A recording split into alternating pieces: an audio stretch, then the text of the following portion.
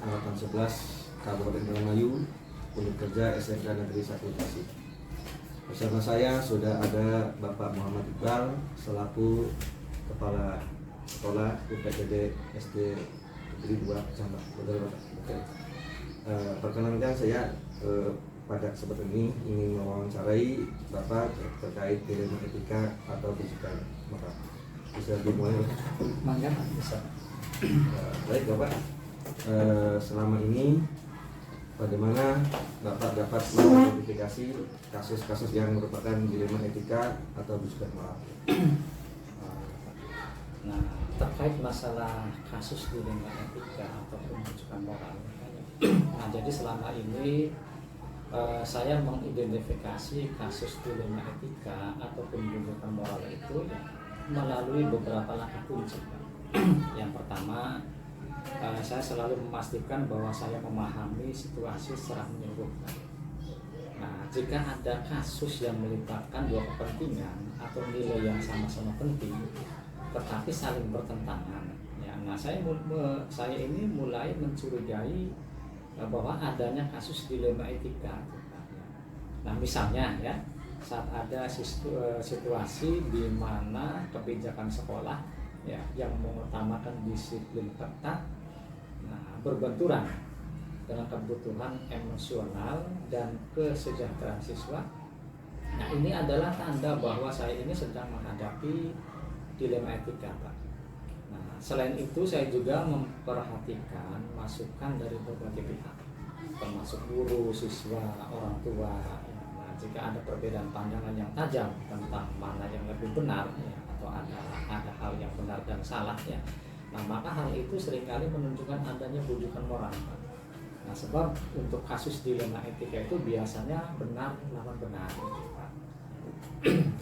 Baik Bapak, selanjutnya selama ini bagaimana Bapak melakukan pengambilan keputusan di sekolah yang Bapak pimpin, terutama untuk kasus-kasus di mana ada dua kepentingan yang sama-sama benar atau sama-sama mengandung nilai kebajikan. Nah, jadi dalam pengambilan keputusan dalam kasus dengan dua kepentingan yang sama-sama benar ya.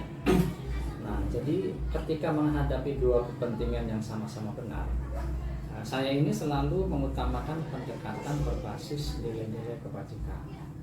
Nah, terutama yang berpusat pada peserta didik ataupun berpusat pada murid. Nah, dalam beberapa situasi, misalnya saya ini dihadapkan pada pilihan antara menegakkan disiplin ataupun memberikan keringanan bagi siswa yang mengalami kesulitan emosional. Ya. Dalam kasus-kasus seperti ini, saya mulai dengan mengidentifikasi dampak langsung dan dampak jangka panjang dari setiap keputusan terhadap siswa. Nah, kemudian kepentingan peserta didik baik dari segi perkembangan akademis maupun kesejahteraan emosional selalu menjadi prioritas saya. Nah, jadi saya selalu memprioritaskan hal itu. Nah, kemudian jika kedua pilihan tersebut memiliki manfaat yang jelas, nah saya mulai mencari jalan tengah yang tentunya tetap berpegang pada prinsip keadilan dan mengutamakan kesejahteraan anak. Baik Bapak. Kemudian langkah-langkah atau prosedur seperti apa yang biasa Bapak lakukan selama ini dalam pengambilan keputusan pada kasus dilema etika? Jadi langkah ataupun prosedur dalam pengambilan keputusan yang berkaitan dengan dilema etika ya. Nah, proses pengambilan keputusannya ini dalam kasus dilema etika tersebut di sekolah saya melibatkan beberapa langkah, Pak. Nah, yang pertama saya memastikan bahwa saya mendapatkan semua fakta dan data yang relevan tentang situasi tersebut terlebih dahulu, Pak. Nah, kemudian tentunya hal ini akan melibatkan beberapa guru, siswa, bahkan orang tua, Pak, untuk memastikan bahwa saya ini memiliki pemahaman yang utuh. Nah, kemudian selain mengumpulkan informasi, saya juga melakukan analisis terhadap dampak dari setiap opsi ya, yang akan saya ambil, gitu ya. Nah, kemudian saya juga melibatkan tim manajemen sekolah, Pak, dalam berdiskusi. Hal ini dilakukan untuk memastikan bahwa berbagai sudut pandang dipertimbangkan.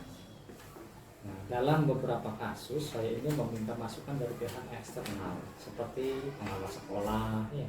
Nah, hal ini bertujuan untuk mendapatkan pandangan yang lebih objektif itu Pak, tujuannya itu. Nah, kemudian setelah semua ini dilakukan, nah saya baru membuat keputusan. Yang keputusan ini berdasarkan pada prinsip-prinsip kebijakan dan kepentingan terhadap siswa, dan itu yang menjadi prioritas saya. Lalu hal-hal apa saja yang selama ini Bapak anggap efektif dalam pengambilan keputusan pada kasus-kasus dilema etika?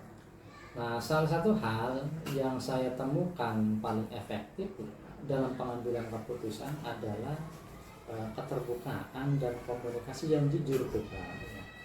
Nah, karena dengan mendengarkan semua pihak secara aktif, nah saya dapat memahami secara lebih mendalam apa yang menjadi perhatian untuk mereka ataupun perhatian utama ini bagi mereka. Nah, mengajak mereka untuk turut serta dalam proses pengambilan keputusan juga ini membantu menciptakan solusi yang lebih tepat, ya, yang lebih tepat sasaran dan dapat diterima oleh semua pihak ini Pak. Nah, kemudian selain itu juga pendekatan reflektif akan sangat membantu, terutama dalam menganalisis dampak jangka panjang dari keputusan yang diambil tersebut. Nah, saya juga menemukan bahwa kerjasama dengan tim manajemen dan melibatkan mereka dalam proses pengambilan keputusan, ya, ini akan menambah kekuatan Pak, pada setiap keputusan yang saya ambil nantinya. Baik, selanjutnya Bapak, apa saja yang selama ini merupakan tantangan dalam pengambilan keputusan pada kasus-kasus dilema etika? Ya, nah jadi tantangan dalam keputusan pengambilan keputusan pada kasus dilema etika ini Pak ya. Pengambilan keputusan dalam dilema etika ini mungkin tidak pernah tanpa ada tantangannya Pak. Nah, pasti ada tantangan. Nah, kemudian tantangan terbesarnya itu Pak, ya, menyeimbangkan antara kepentingan yang saling bertentangan tersebut. Nah, terutama ketika kedua pihak sama-sama memiliki alasan yang kuat. Misalnya ketika harus memilih antara memberikan dispensasi kepada seorang siswa yang mengalami trauma atau tetap menegakkan standar sekolah. Nah, saya ini harus sangat berhati-hati Pak, agar tidak terlihat tidak adil gitu ya. Nah, kemudian juga tekanan dari pihak luar Pak, seperti ekspektasi orang tua atau kebijakan-kebijakan dari pemerintah ini, nah ini juga bisa menjadi tantangan. Ya. Nah, kemudian selain hal itu, waktu juga ini seringkali menjadi faktor pembatas. Nah, karena apa Pak? Karena keputusan harus diambil dengan cepat kadang-kadang. Nah, sementara proses analisa dan refleksi ini membutuhkan waktu yang tidak sedikit Pak. Nah, jadi itu pada antara tantangan-tantangan dalam pengambilan keputusan tersebut. Apakah Bapak memiliki sebuah jadwal tertentu dalam sebuah penyelesaian kasus dilema etika, dan apakah Bapak langsung menyelesaikan di tempat, serta bagaimana bentuk atau prosedur seperti apa yang Bapak lakukan? Nah, perihal mengenai jadwal ataupun prosedur, nah saya ini biasanya tidak memiliki jadwal baku ya Pak. Nah, jadi dalam menangani kasus dilema etika, nah karena setiap situasi memiliki urgensinya sendiri ya Pak ya. Nah, jika situasi mendesak dan membutuhkan keputusan segera, nah tentunya saya akan mengambil langkah cepat gitu Pak. Nah, namun dalam banyak kasus, nah saya ini lebih suka mengambil waktu untuk menganalisis secara mendalam sebelum mengambil keputusan. Nah, kemudian prosedur saya ini melibatkan pengumpulan fakta, Pak. Nah, kemudian juga analisis dampak. Nah, terus juga diskusi dengan tim. Nah, sehingga harapan saya nantinya pengambilan keputusannya ini ya bisa setransparan mungkin. Ya, baik Pak. selanjutnya, adakah orang lain yang selama ini mempermudah atau membantu Bapak dalam pengambilan keputusan dalam kasus dilema etika? Ya, dalam permasalahan itu Pak, saya ini sering mendapat dukungan dari tim manajemen. Ya, tim manajemen, kemudian pengawas sekolah, ya. Nah, mereka ini sering memberikan pandangan yang beragam. Nah, sehingga membantu memperkuat pengambilan keputusan yang saya ambil nantinya. Nah, selain itu panduan kebijakan dari pendidikan juga ya, dan nilai-nilai yang dianut sekolah juga ini menjadi panduan dalam mengambil keputusan tersebut. Nah, sehingga saya percaya bahwa refleksi pribadi dan diskusi dengan rekan-rekan sejawat ini sangat membantu dalam mengambil ataupun menangani kasus-kasus dilema etika. Baik, selanjutnya dari semua yang telah disampaikan, pembelajaran apa yang dapat Bapak petik dari pengalaman Bapak dalam pengambilan keputusan dilema? Nah, pembelajaran dari pengambilan keputusan dilema etika ya Pak ya, ini berdasarkan pengalaman saya ya Pak ya. Nah, saya ini belajar bahwa tidak ada solusi yang sempurna Pak. Nah, dalam menangani kasus dilema etika maupun kasus-kasus yang lain. Ya. Tetapi keputusan yang berakar pada empati, keadilan, dan transparansi ini selalu memberikan hal yang lebih baik. Nah, kemudian komunikasi yang terbuka dan partisipasi semua pihak, ya. Nah, semua pihak yang terlibat ya adalah kunci Pak untuk membuat keputusan yang bijaksana, yang tentunya ini berdampak positif dalam jangka yang panjang. Baik Bapak, terima kasih sudah melakukan wawancara dengan saya.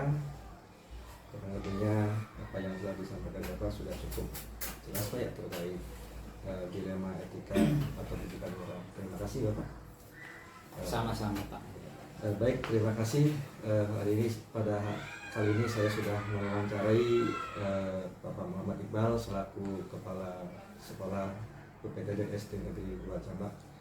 Terima kasih dari saya. Assalamualaikum warahmatullahi wabarakatuh. Waalaikumsalam warahmatullahi wabarakatuh.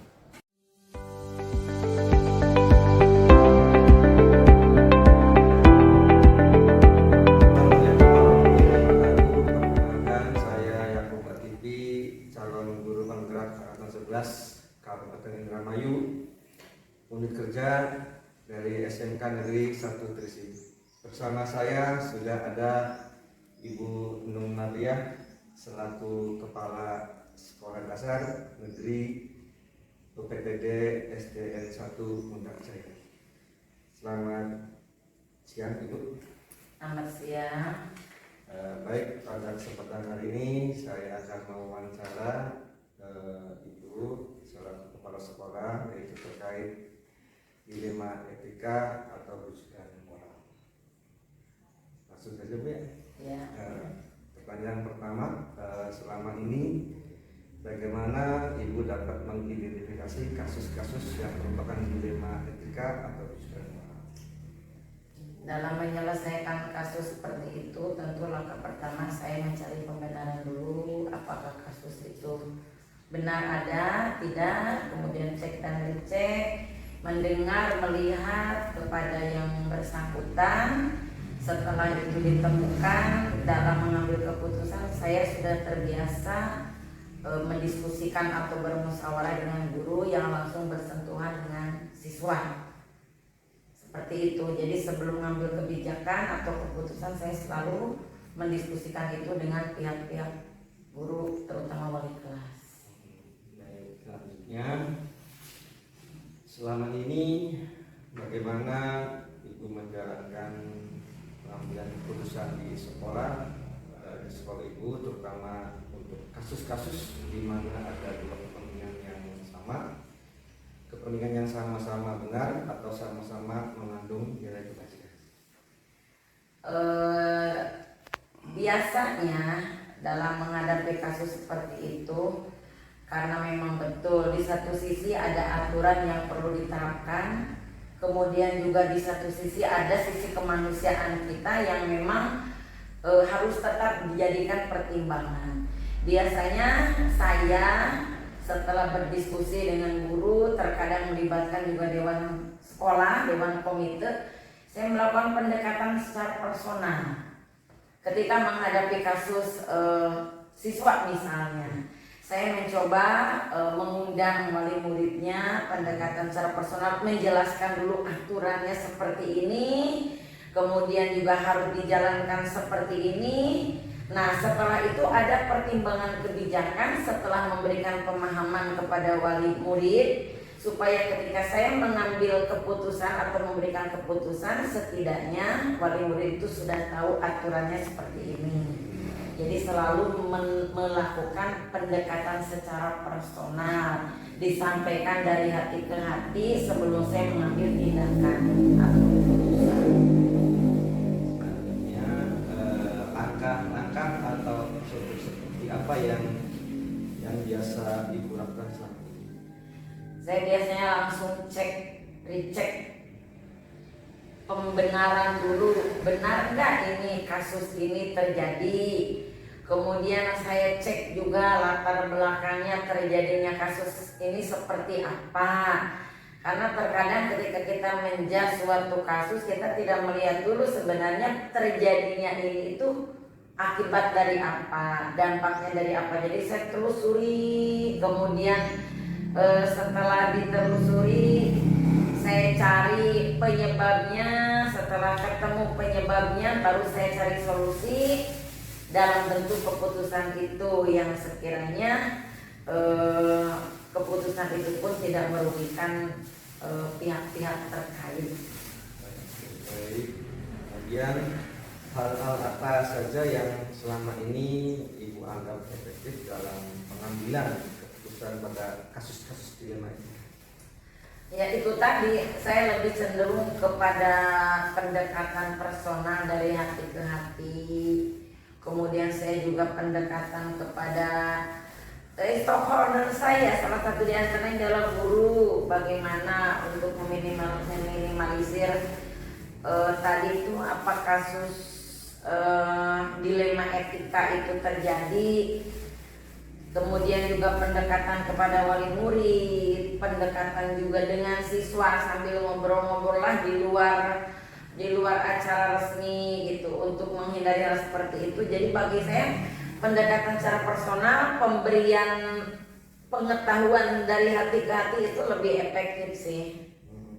Baik. Hal-hal apa saja yang selama ini merupakan tantangan dalam pengambilan keputusan pada kasus-kasus ini? Ya itu tadi, ketika di satu sisi logika kita harus mengikuti aturan harusnya A. Sedangkan pada kenyataannya pertimbangan rasa ketika si A melanggar aturan A itu bisa dibenarkan menurut perasaan saya sebagai pemegang keputusan. Jadi kadang-kadang berbenturan antara aturan dengan rasa. Itu yang kadang dihukum tapi benar alasannya itu. Jadi tidak dihukum secara aturan, memang dia salah. Jadi itu berbenturan antara rasa dengan logika atau aturan. Itu kadang-kadang susah gitu. Baik. Kemudian apakah Ibu memiliki sebuah tata atau jadwal tertentu dalam sebuah penyelesaian kasus dilema etika? Apakah Ibu langsung menyelesaikan di tempat atau memiliki sebuah jadwal untuk menyelesaikannya, bentuk atau prosedur seperti apa yang Ibu jalankan? Biasanya kondisional gitu, tergantung tingkat urgensi kasus tersebut. Sekiranya kita dibutuhkan untuk menyelesaikan dalam kondisi saat itu, tentu saya selesaikan saat itu. Tetapi ketika kasus itu membutuhkan cek dulu, itu kan perlu mendengar, perlu melihat, baru saya mengambil tindakan. Itu tergantung seberapa jauh dan seberapa berat kasus yang dihadapi, jadi kondisional aja. Tetapi secara program jangka panjang tentu kita ada, sekalipun tidak ada guru BK, kita punya sejenis bimbingan dan penyuluhan. Tapi itu terlepas ada kasus atau tidak, itu selalu dijalankan. Baik, adakah seseorang atau faktor-faktor yang selama ini mempermudah atau membantu ibu dalam pengambilan keputusan dalam kasus-kasus di Amerika? Biasanya kita ya rembu bareng sama guru gitu, karena secara manajerial kita cuma tidak bisa terjun langsung ke kelas. Yang lebih bersentuhan itu biasanya kan guru. Jadi ketika saya mengambil keputusan, saya tanya mereka dulu, ini gimana baiknya, ini gimana seharusnya. Jadi kita rembukan pendapat dalam setiap mengambil keputusan itu yang melibatkan guru agama maupun guru olahraga, bahkan komite sekolah. Baik, selanjutnya itu dari semua yang telah disampaikan, pembelajaran apa yang dapat ibu petik dari pengalaman ibu dalam mengambil sebuah keputusan di Amerika?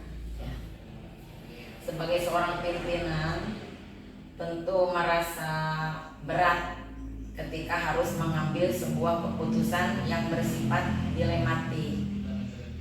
Maka dari itu yang namanya seorang pimpinan itu tidak hanya bisa mendengar, tidak hanya mendengar dari sepihak, tidak hanya mendengar dari seseorang yang merasa menjadi korban. Jadi seorang pimpinan itu harus mampu melihat, banyak melihat, tidak hanya mendengar, dikolaborasi itu lebih baik.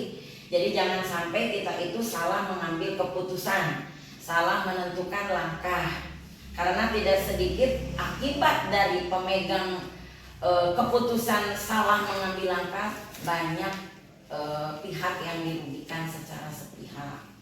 Maka dari itu saya dengan adanya kasus-kasus seperti itu merasa lebih terbuka gitu, betapa menjadi seorang pimpinan itu memegang amanah itu berat.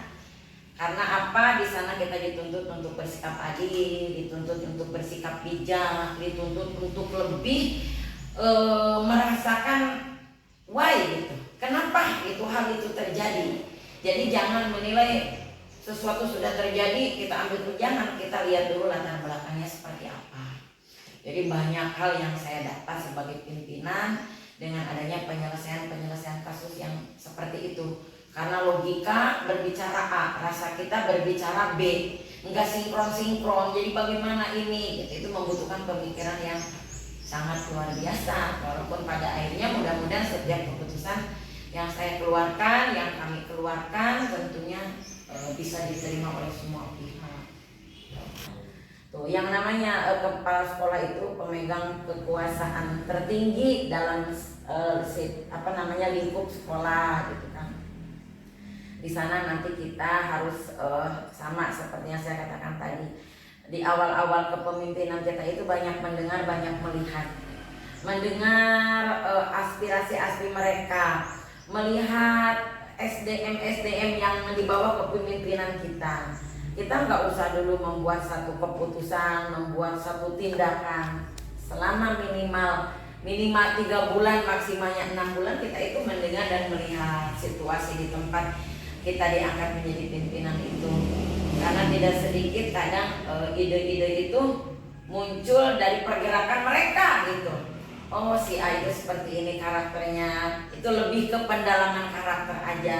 Sambil kita juga tentu tidak boleh melewatkan supervisi secara tidak langsung. Kita bisa melakukan, bagaimana Bapak ini di kelasnya, biar mereka tidak merasa nervous atau deg-degan gitu. Kita memantau aja dulu geraknya seperti apa gitu. Baik, terima kasih atas wawancara pada kesempatan ini. Semoga apa yang saya wawancarakan bisa ada keputusan keputusan yang lebih baik lagi.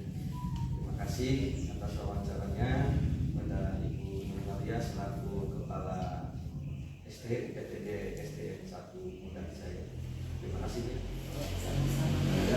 demikian Sukses.